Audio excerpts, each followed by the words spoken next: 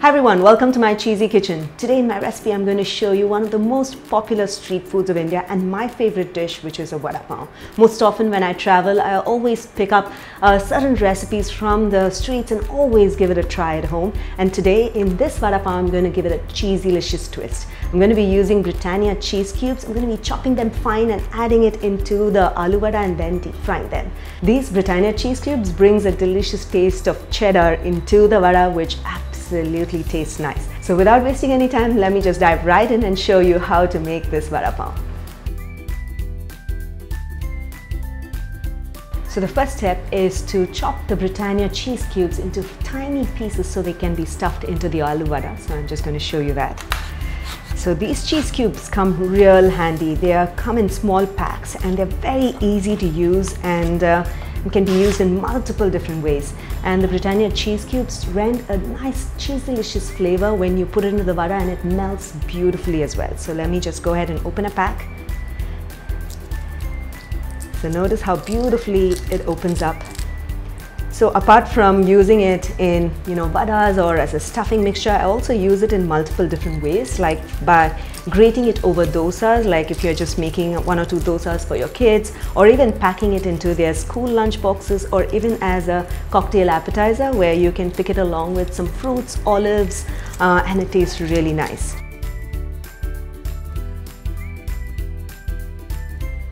Okay, so let me just cut a few more cheese cubes and then I'll be ready to make a garlic chutney and then the aloo vada.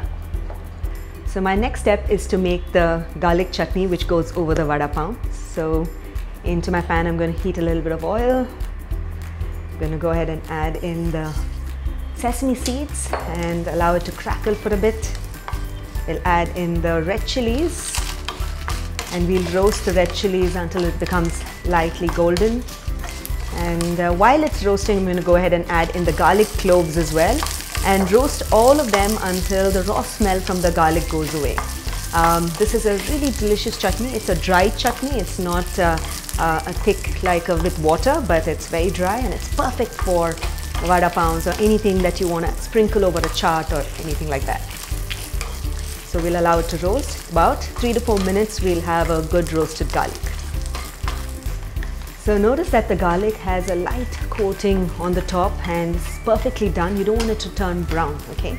I'm going to go ahead and add in the desiccated dry coconut and then roast it for another 3 to 4 minutes until it turns lightly golden. So notice that the coconut has turned golden brown as well. I'm going to turn off the heat and allow it to cool for a bit and then blend it to make a coarse powder.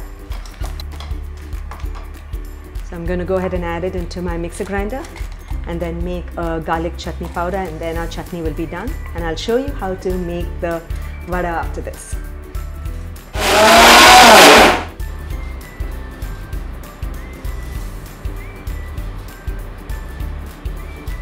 So now that the garlic chutney is ready, I'm going to show you how to make the batter to dip the vada mixture and then how to make the vada and stuff it with some cheese. So to make the vada batter, into my mixing bowl, I'm going to go ahead and add in the gram flour or the besan. Add some turmeric powder, some ajwain, and some salt to taste.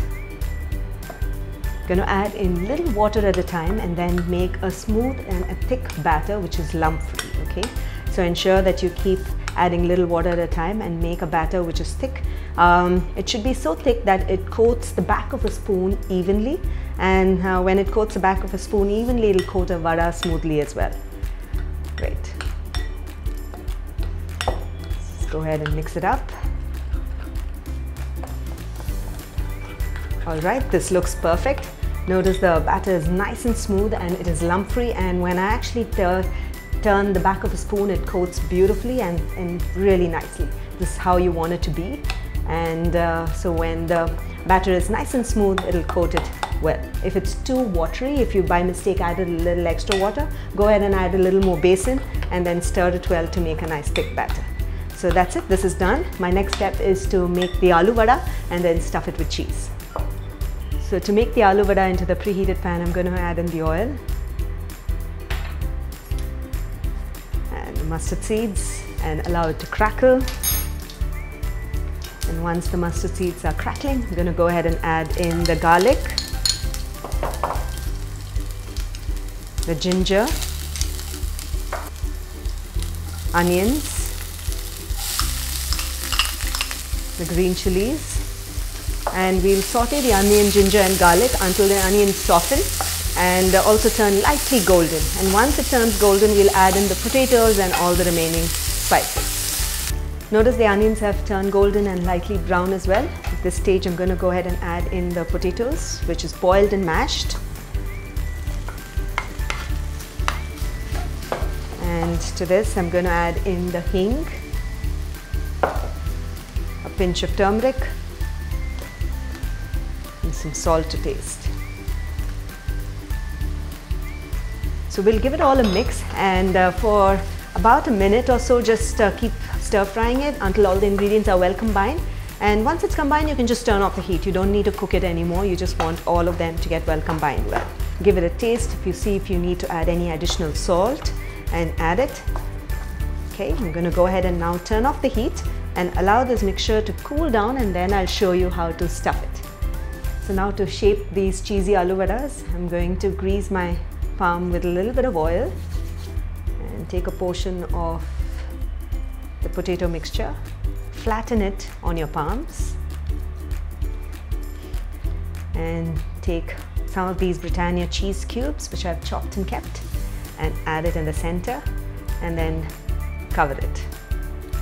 That's it. So now shape it into a ball and keep it to the side.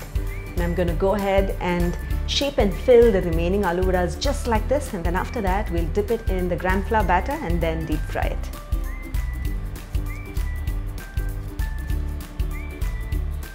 So I have my oil preheating, I've shaped up the vadas, and I'm ready to dip it into the batter and then deep fry them. So I'm going to deep fry them on low to medium heat until it becomes nice and golden brown and crisp on the outer.